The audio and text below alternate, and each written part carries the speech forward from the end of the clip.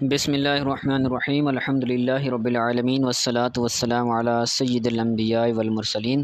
ہمارا تفسیر جلالین کا سبق چل رہا تھا اور ہم اما پارہ یعنی 30واں پارہ جو قرآن پاک کا ہے وہ پڑھ رہے تھے۔ گزشتہ درس کے اندر ہم نے جو پہلی صورت ہے سورہ نبا اس کا ایک لیکچر سماعت کیا تھا، تو آج اس صورت کا مناسبت سے دوسرا لیکچر شروع ہونے جا رہا ہے، تو پڑھتے ہیں، سماعت کریں۔ گزشتہ لیکچر کے اندر ہم نے 12 آیتیں پڑھی تھیں اور آج 13ویں آیت سے شروع کرتے ہیں۔ کہتے ہیں وَجَعَلْنَا وَحَاجًا، بلکہ یہاں سے وَبَنَيْنَا فَوْقَكُمْ سَبْعًا شِدَادًا، اور ہم نے تمہارے اوپر 7 مضبوط چیزیں بنائی یا 7 مضبوط بنائیں۔ شداد بولتے ہیں یعنی جو مضبوط ہو، شدید ہو، سخت ہو، ٹھیک ہے، تو یہ کسی چیز کی طرف منسوب ہے، تو یہاں پر معذوف ہے، آسمان کا، سماوات کا لفظ موجود ہے، اور ہم نے تمہارے اوپر 7 مضبوط آسمان بنائے، ٹھیک ہے۔ یہ آیت کا ترجمہ ہو گیا۔ اس کے بعد سبعن کے بعد کہتے ہیں 7 سماوات، یعنی 7 آسمان بنائے۔ سماوات یہ محذوف تھا، اس کو نکالا، تو یہاں پر غرض مفسر ہوگا ممیز بیان کرنا۔ ایک ہوتا ہے عدد اور دوسرا ہوتا ہے اس کا ممیز یا معدود کہہ لیں، تو دونوں ممیز اور معدود دونوں ایک چیز ہے، تو یہاں پر غرض مفسر ہوگا ممیز یا پھر معدود بیان کرنا۔ شدادن کے بعد اس کی لغوی تحقیق کہتے ہیں جمع شدیدتن اے قویتن، تو یہ شدیدتن کی جمع ہے، شداد یہ شدیدتن کی جمع ہے، اور اس کی معنی کیا ہے؟ قویتن مضبوط، یعنی محکمتن پختی، لا یؤثر فیہا مرور الزمان، زمانوں کا گزرنا اس میں مؤثر نہیں ہوتا، زمانوں کا گزرنا اس میں مؤثر نہیں ہوتا۔ کیا ہوتا ہے؟ کوئی چیز مضبوط ہوتی ہے، پھر وقت گزرتا ہے، زمانہ گزرتا ہے، تو وہ چیز کمزور ہو جاتی ہے، وہ چیز ضعیف ہو جاتی ہے۔ جیسے انسان ہی ہے تو وہ بچپن میں کمزور ہوتا ہے، پھر جوانی میں مضبوط ہوتا ہے، پھر آخرت میں پھر کیا ہو جاتا ہے؟ آخری عمر میں وہ پھر کمزور ہو جاتا ہے۔ تو زمانوں کا گزرنا کسی چیز کو کمزور کر دیتا ہے، لیکن جو آسمان ہیں وہ ایسی چیز ہیں کہ زمانوں کا گزرنا اس کو مؤثر نہیں کرتا، یعنی وہ ہمیشہ جو ہے وہ مضبوط رہتے ہیں، ٹھیک ہے۔ تو یہ اس کی وضاحت تھی۔ تو یہ اس کا جو غرض مفسر ہوگا وہ شدادن کی وضاحت کرنا، شدادن کی وضاحت کرنا یا پھر اس کی تحقیق کرنے کے لیے۔ آگے کہتے ہیں وجعلنا سراجا وہاجا، اور ہم نے چمکتا چراغ بنایا۔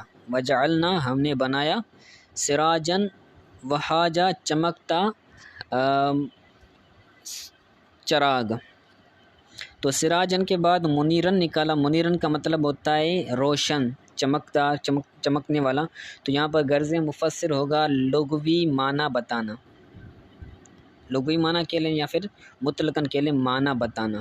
تو سراج یعنی روشن، وہاجن اس کا معنی ہے وقادن یعنی چراغ، اور اس سے مراد کیا ہے؟ یعنی الشمس، یعنی ان آسمانوں میں ہم نے جو ہے وہ روشن سورج کو بنایا۔ جو سورج ہے وہ آسمانوں پر ہے، آسمانوں میں ہے، ٹھیک ہے۔ تو یہاں پر غرض مفسر ہوگا مراد بتانا کہ وہاج سے مراد چراغ ہے، اور چراغ سے مراد کیا ہے؟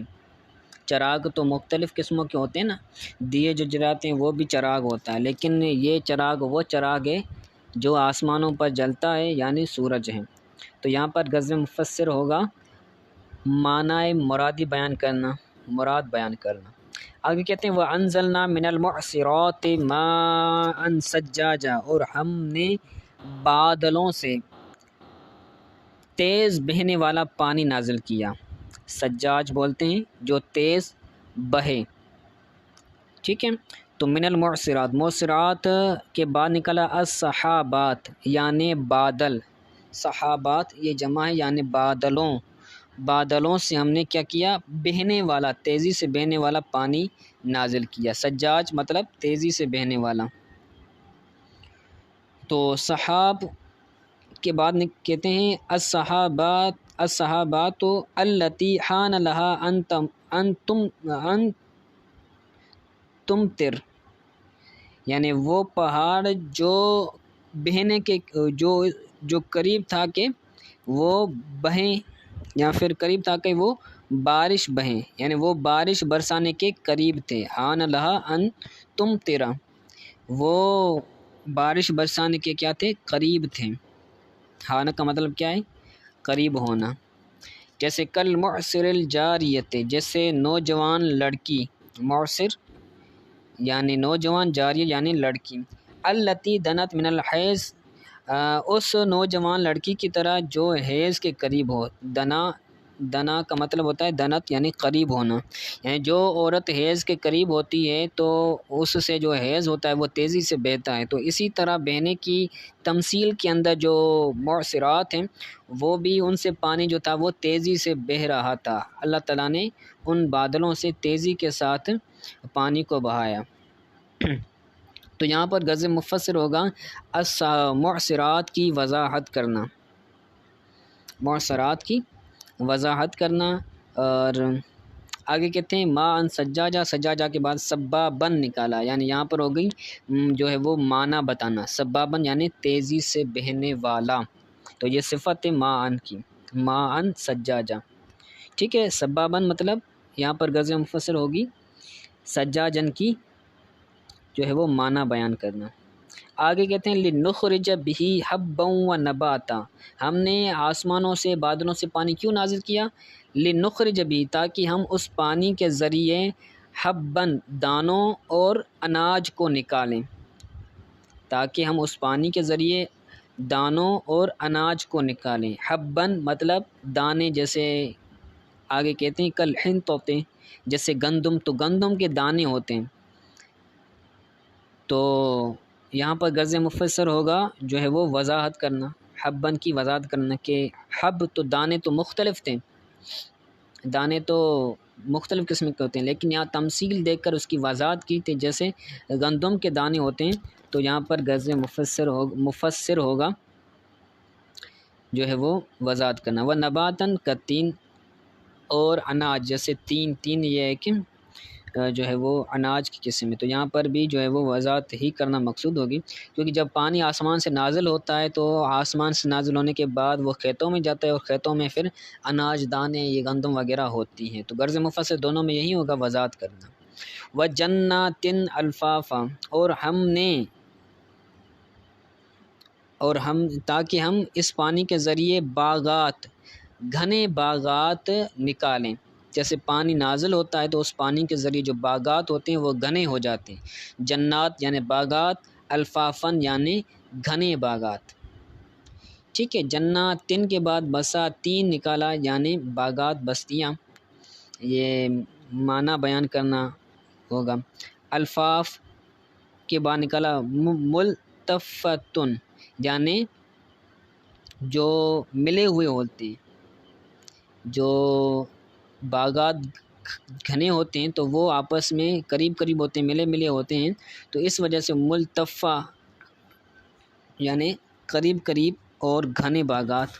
تو اس کی لغوی آگے وضاحت کہتے ہیں جمع لفیف کشریف و اشراف، تو یہ لفیف، الفاف یہ لفیف کی جمع ہے، الفافن یہ لفیف کی جمع ہے، جیسے شریف کی جمع، جیسے شریف اور اشراف، یعنی جو شریف ہے یہ مفرد ہے اور اس کی جمع آتی ہے اشراف، تو اسی طرح لفیف یہ مفرد ہے اور اس کی جمع آتی ہے الفاف، ٹھیک ہے۔ تو یہاں پر غرض مفسر ہوگا لغوی معنی اور جو ہے وہ لغوی تحقیق کرنا، الفافن کی لغوی تحقیق کرنا، اور ملتفہ میں جو غرض مفسر ہوگا وہ ہوگا معنی بیان کرنا۔ تو یہاں پر دو غرض مفسر ہو جائے گا، ٹھیک ہے۔ آگے کہتے ہیں وَإِنَّ يَوْمَ الْفَصْلِ كَانَ مِيقَاتًا، بے شک فیصلے کا دن مقرر شدہ ہے یا مقرر ہے۔ فصل یعنی فیصلہ، بے شک فیصلے کا دن کان میقاتا مقرر ہے۔ بین الخلائق یعنی مخلوق کے درمیان، فیصلہ قیامت والے دن مخلوق کے مابین ہوگا، تو مخلوق کے اعمال کے فیصلے والا جو دن ہے وہ کیا ہے؟ میقات مقرر ہے۔ تو یہاں پر غرض مفسر ہوگا وضاحت کرنا، وقتاً للثواب والعقاب، یعنی وقت مقرر ہے ثواب اور عقاب کے لیے۔ یہاں بھی جو ہے وہ میقات بمعنی میقات کی معنی مرادی بیان کرنا، یعنی ثواب اور عقاب کے لیے وقت مقرر ہے، ٹھیک ہے۔ تو مرادی معنی بیان کرنا یا پھر وضاحت کرنا، وضاحت اور یہ مرادی معنی دونوں اس میں آ جائیں گے۔ چلیں آگے کہتے ہیں یوم ینفخ فی الصور فتأتون افواجا، جس دن سور میں پھونک ماری جائے گی، ینفخ پھونک ماری جائے گی، فی الصور سور میں، فتأتون افواجا تو تم فوج ہونے کی صورت میں آؤ گے، فوج ہونے کی افواج کی صورت میں آؤ گے، ٹھیک ہے۔ یہ قیامت کے دن کی بات ہو رہی ہے۔ سور کے بعد نکلا القرن، یعنی یہ ایک آواز ہوگا۔ آگے اس کی لغوی تحقیق اور اس کی تعویل تحقیق کرتے ہیں، کہتے ہیں بدل من یوم الفصل، یہ پیچھے جو ان یوم الفصل تھا تو یہ اس سے کیا ہے؟ بدل ہے، یہاں او بیان لہو، یا پھر اس کے لیے بیان ہے، اس کی وضاحت ہے، بدل ہے یا پھر بیان ہے۔ والنافخ، اور سور پھونکنے والا اسرافیل ہوگا، والنافخ اسرافیل، اور سور پھونکنے والا حضرت اسرافیل علیہ السلام ہوں گے۔ تو یہاں پر غرض مفسر ہوگا آیت کی وضاحت کرنا، آیت کی لغوی وضاحت کرنا، والنافخ یہ ہوگا فاعل بتانا، ینفخ کا جو نائب الفاعل ہے، یعنی سور پھونکا جائے گا، کون پھونکے گا؟ نافخ حضرت اسرافیل ہوگا، یعنی فاعل بتانا۔